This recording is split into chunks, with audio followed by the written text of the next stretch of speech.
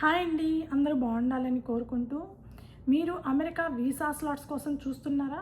అయితే నేను ఇప్పుడు చెప్పే 3 విషయాలు ఖచ్చితంగా మీరు తెలుసుకోవాల్సిందేనండి. వాటి మీద బేస్ చేసుకొని మీరు వీసా స్లాట్స్ బుక్ చేసుకుంటే మీరు సేఫ్‌గా ఉంటారనేది నా ఒపీనియను. అవేమిటో చెప్పే ముందు ఒక చిన్న రిక్వెస్ట్ అండి. మీరు ఈ వీడియో చూస్తుంటే గనక దయచేసి ఒక లైక్ చేయండి, షేర్ చేయండి, తప్పకుండా సబ్స్క్రైబ్ అయితే చేసుకోండి. సో అమెరికాకి ఎవరైతే వర్క్ వీసా అంటే H1B ఆర్ L1 లాంటి వర్క్ వీసాల మీద వస్తున్నా, లేదా డిపెండెంట్ వీసాలు L2 ఆర్ H4 ఇలాంటి డిపెండెంట్ వీసాల మీద వస్తున్నా, ఇప్పుడు ప్రస్తుతం ఉన్న పరిస్థితుల్లో అమెరికాకి వీసా స్లాట్స్ దొరుకుతున్నాయా లేదా, ఎప్పటి వరకు అవైలబిలిటీ లేదు, ఎప్పటి నుంచి దొరికే అవకాశం ఉంది, అలాగే మనం ఒకవేళ వీసా స్లాట్స్ బుక్ చేసుకుంటే కనుక అవి ఏమన్నా క్యాన్సిల్ అవుతున్నాయా లేదా, అయితే మళ్ళీ రీషెడ్యూల్ అవుతున్నాయా లేదా, మూడవది మనం దొడ్డిదారుల్లో అడ్డదారుల్లో వీసా స్లాట్స్ బుక్ చేసుకుంటే పరిణామాలు ఏం జరగబోతున్నాయి, ఎలా జరుగుతున్నాయి అనేది ఈ 3 విషయాలు నేను చెప్పాలి అనుకుంటున్నానండి. ఈరోజే నాకు కొన్ని విషయాలు తెలిసినవి, అంటే మనకు తెలిసిన వాళ్ళు షేర్ చేసుకున్నారనమాట ఈ విషయాలన్నీ. సో దాని గురించే నేను ఇప్పుడు చెప్పబోతున్నాను. మొదటిది, మనకి అమెరికా రావాలి అంటే కాన్సులేట్ ప్రాసెస్ అనేది మ్యాండేటరీ. సో దానికోసమే ఈ వీసా స్లాట్స్ అన్నీ బుక్ చేసుకుంటూ ఉంటాం.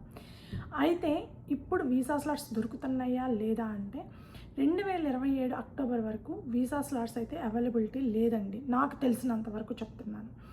ఈ లోపు ఇంకా వీసా స్లాట్స్ అసలు దొరకవా, సంవత్సరం దాకా వెయిట్ చేయాలా అంటే దొరుకుతాయి, కానీ ఎప్పుడు ఎలా అనేది ఎవ్వరికీ తెలియదు.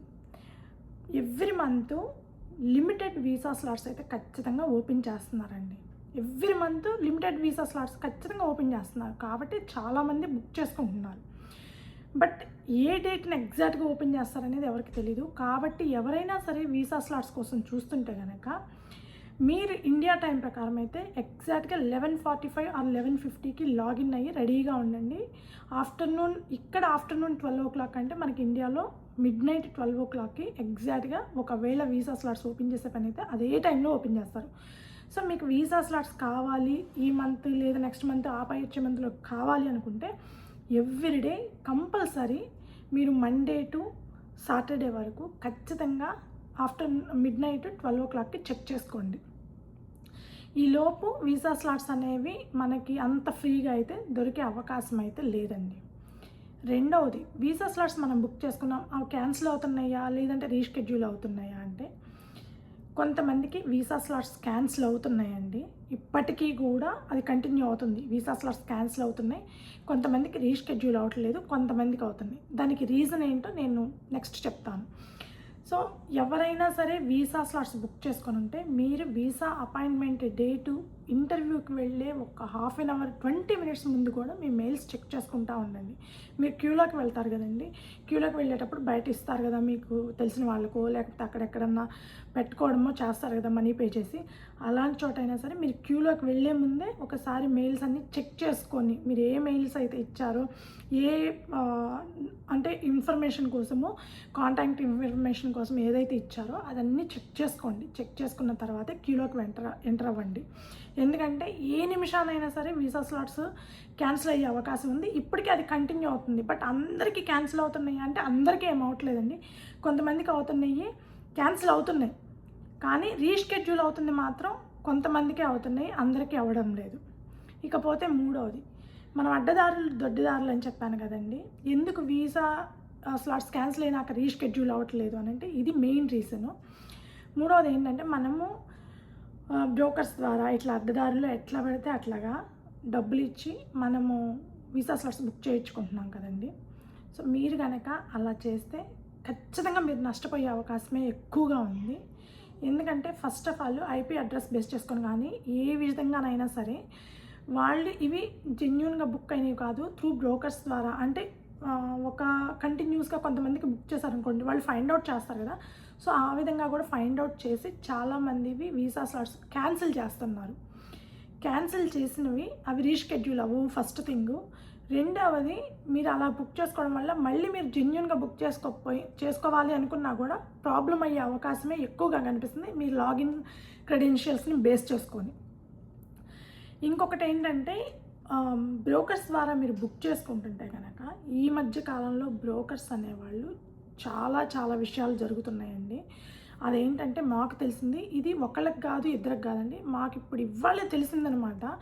ఎవరో ఇన్ఫర్మేషన్ షేర్ చేసుకుంటూ కన్సల్టెన్సీ వాళ్ళతోటి మాట్లాడితే తెలిసిందనమాట. ఇది దాదాపు వాళ్ళకి తెలిసిన వాళ్ళకి నలుగురికి ఇట్లా జరిగిందంట. త్రూ బ్రోకర్స్ ద్వారా బుక్ చేసుకోవడం వల్ల కొంతమందివి ఇంటర్వ్యూ స్లాట్స్ ఏవైతే ఉన్నాయో అవి మొత్తం క్యాన్సిల్ అయిపోయినాయి అంట, మళ్ళీ రీషెడ్యూల్ అవ్వలేదంట. ఇంకొక విషయం ఏం తెలిసింది అని అంటే, మనం ఇనిషియల్గా బ్రోకర్ ద్వారా వెళ్ళినప్పుడు వాళ్ళు 5,000 10,000 డిపాజిట్ చేయండి, మీ లాగిన్ క్రెడెన్షియల్స్ ఇవ్వండి, ఆ తర్వాత ఎప్పుడు దొరికితే అప్పుడు నేను బుక్ చేస్తాను అని చెప్తారు. సహజంగా బ్రోకర్స్ చెప్పే మాటలు ఇవి. అయితే ఈ మధ్య కాలంలో బ్రోకర్స్ చేస్తుంది ఏంటంటే, మన చేత డిపాజిట్ కట్టించుకొని 5,000 10,000 మన లాగిన్ క్రెడెన్షియల్స్ తీసుకుంటారు. అది మెయిన్ ఇంపార్టెంట్ కదండి, ఎందుకంటే అది మన అకౌంట్. యాక్చువల్గా DS 160 ఫిల్ చేసి అన్నీ మన దాంట్లో అప్లికేషను ప్రతి ఈచ్ అండ్ ఎవ్రీథింగ్ దాంట్లోనే ఉంటుంది. ఆ లాగిన్ క్రెడెన్షియల్స్ లేకుండా మనం ఏమీ చేయలేము. సో మనం వాళ్ళకి నమ్మి ఇచ్చేస్తాము, ఒక 5,000 10,000 కట్టి మనకు నమ్మి ఇచ్చేసిన తర్వాత వీళ్ళు ఏం చేస్తున్నారంటే మనతోటి బాగుంటారు, నమ్మబలుకుతారు. సో లాగిన్ క్రెడెన్షియల్ తీసుకున్న తర్వాత పాస్వర్డ్ రీసెట్ చేస్తారు. అది OTP వస్తాయి, అవి వస్తాయి, ఇవి వస్తాయి, మనం నమ్ముతాము అప్పటి వరకు. సో నమ్ముతాం కాబట్టి వాళ్ళు పాస్వర్డ్ రీసెట్ చేస్తారు. రీసెట్ చేసిన తర్వాత ఒక 50,000 1,00,000 లేకపోతే 80,000 ఎంతో వాళ్ళకి నోటికి తోచినంత వాళ్ళు తీసుకోవాలనుకున్నంత మనల్ని అడుగుతారు. అవి పే చేస్తేనే మీకు వీసా స్లాట్ బుక్ చేస్తాము, లేకపోతే అవి పే చేస్తేనే మీకు లాగిన్ క్రెడెన్షియల్స్ పాస్వర్డ్ చెప్తాము అని చెప్పి. ఈ మధ్య కాలంలో బ్రోకర్స్ ఇలా చేయడం స్టార్ట్ చేశారంటండి. చాలా జాగ్రత్తగా ఉండాలి. సో వాడు 1,00,000 అడగొచ్చు, 2,00,000 అడగొచ్చు, 50,000 అడగొచ్చు, 80,000 అడగొచ్చు, ఎంతైనా సరే అడగొచ్చు. చాలామంది బ్రోకర్స్ ద్వారా బుక్ చేసుకుంటున్నారు. సో అమౌంట్ అయితే కట్టాల్సిందేనండి వాళ్ళకి. కానీ ఇది కైండ్ ఆఫ్ బ్లాక్మెయిల్ చేసి మరీ మన దగ్గర నుంచి డబ్బులు గుంజడానికి ప్రయత్నిస్తున్నారట. సో తస్మాత్ జాగ్రత్త అండి. ఎవరైనా సరే అన్నోన్ పర్సన్స్కి, అసలు ఏమి తెలియని వాళ్ళకి మన లాగిన్ క్రెడెన్షియల్స్ ఈజీగా ఇచ్చేయమాకండి. మీకు జెన్యూను అతను, బాగా తెలిసిన అతను, వాళ్ళ డీటెయిల్స్, వాళ్ళ అడ్రస్లు అన్నీ తెలుసు అనుకుంటేనే మీరు మీ లాగిన్ క్రెడెన్షియల్స్ సబ్మిట్ చేయండి. లేదంటే మాత్రం 1-2 సార్లు ఆలోచించుకోండి. ఆలోచించుకున్న తర్వాత మాత్రమే మీ లాగిన్ క్రెడెన్షియల్స్ ఇవ్వడానికి ప్రయత్నించండి.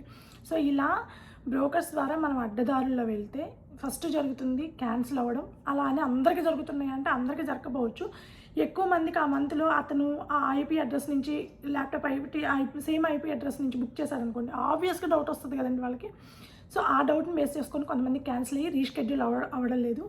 రెండవది, ఇట్లా మనీ కోసము మన లాగిన్ క్రెడెన్షియల్స్ మనకి ఇవ్వకుండా ఆల్మోస్ట్ కైండ్ ఆఫ్ బ్లాక్మెయిల్ చేసి డబ్బులు గుంజుతున్నారట.